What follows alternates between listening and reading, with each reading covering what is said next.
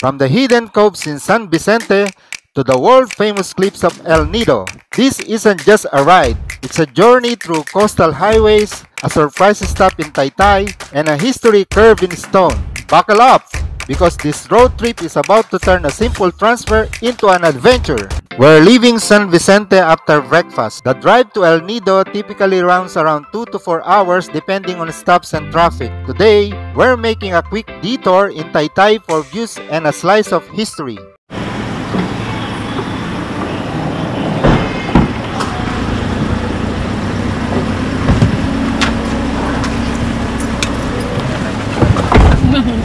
We're on the road with Jonathan, our driver today. While the car was running, I asked him about the different transportation options in Palawan. First, I asked him about the shared vans from Puerto Princesa Airport going to El Nido or San Vicente.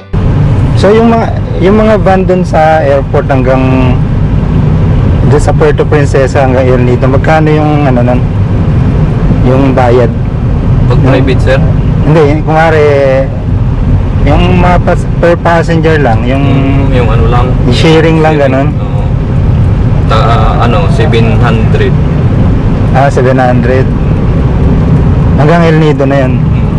Meron din bang yung hanggang San Vicente lang? Wala, sir, may oras kasi sa San Vicente. Talagang El Nido. Okay. El Nido talaga. Bago kung gusto nyo mag-share doon sa kanila, sir, hanggang lang kayo, hanggang kanto dito sa may Bangli or sa Limang. Pwede rin hindi ka El Nido, doon ka sa Bangli. Oo, Bangli o Alimangwan sa kanto niya. Alimangwan. Shared vans are the main way to travel north. You can ride it straight to El Nido or get dropped in San Vicente along the way. I also asked what happens if you get dropped off in San Vicente. Pero yon malapit na sa San Vicente. Ito na, sir, yung sa pinaka-highway. Ito na. Yung mga siguro 30 minutes. Kaso lang wala masakyan doon, mga motor lang. Pero doon may tricycle, may papuntang halimbawa Elizabeth, ganun. Motor na, sir. Motor. Parang abal-abal ba yan, ganun? Oo, mga ganyan. Pero mga single lang. So pang isang tao lang yan? Dalawa, ganyan. Paano kung ganito kayo? Dalawang Tapos may bagahe ka pa. Kasi may bagahe ka pa. So talagang magpa-private ka, no? San Vicente, sir. Pag San Vicente galing airport, Puerto Princesa. That's the challenge. Once you're dropped here, only single motorcycles are available. For families or groups, a private car is the smarter option. Finally, I asked him about the San Vicente Airport. Pero may airport din dito sa San Vicente, sir. San Vicente. Dito ata sa Kapil. Diretso na. Oo, diretso sa... Kaso lang, isa pa lang din ang nag-ano dito na Cebu. Sa loob ng isang buwan na mga dalawa lang. Walang galing Manila, galing lang ng Cebu.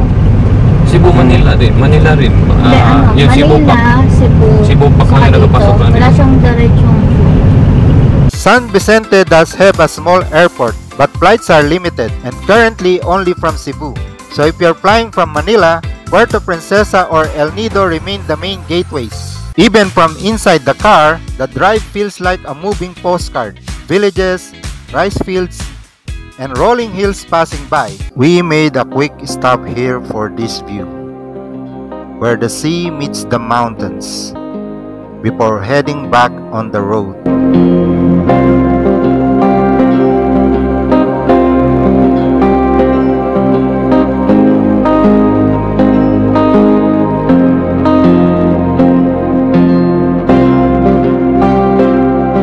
Taytay. Yes, those are giant hillside letters, Hollywood style, watching over the town.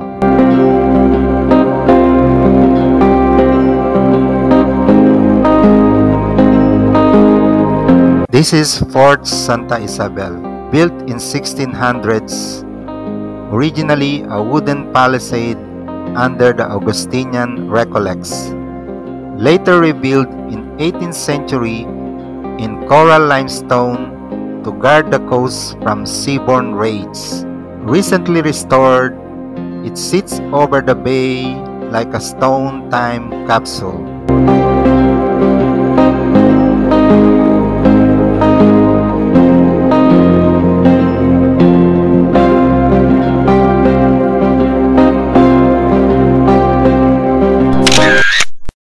Back on the highway, the view through the windshield shifts, hills rising sharper, clouds drifting low, and a long line of mountains stretching across the horizon.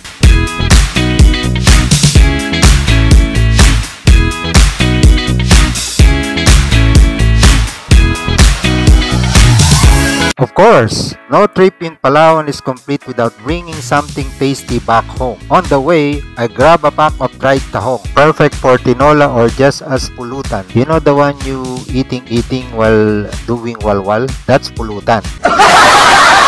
Anyway, back to the highway, the landscapes start to change as we close in on El Nido.